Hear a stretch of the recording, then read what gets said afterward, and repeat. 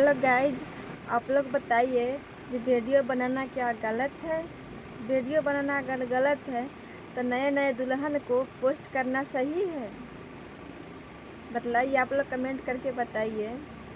जब वीडियो में वही चेहरा दिखता है और पोस्ट फोटो में वही चेहरा दिखता है तो दोनों में क्या फ़र्क है?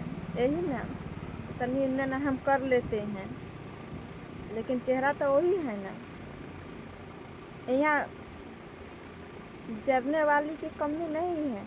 मेरा वीडियो हर घर में सब देखती है, लेकिन दो चार गो औरत है ना,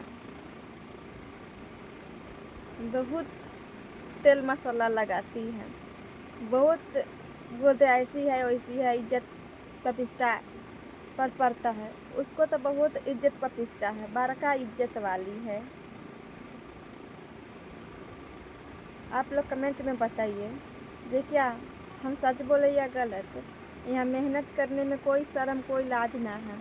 आपके बेटी चाहे पुतो बेटी ससुराल में या पुतो गाँव में जे हथना पर लुंगा टांग के माल जाल कर उला इज्जत ना जा है, उला लाज ना लाग है। जे हेतना पर लुंगा पर खोस के बाल्टी उठा उठा के नादी भर है तो इज्जत ना जा है। वीडियो बनावे से इज्जत जा है। बाहर छे छरो सा कहीं के बड़का हकन इज्जत वाली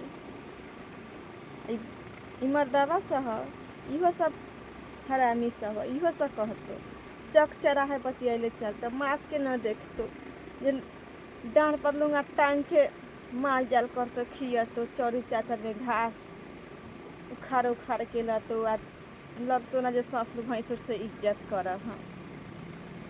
बराल हम शिकायत बतिया।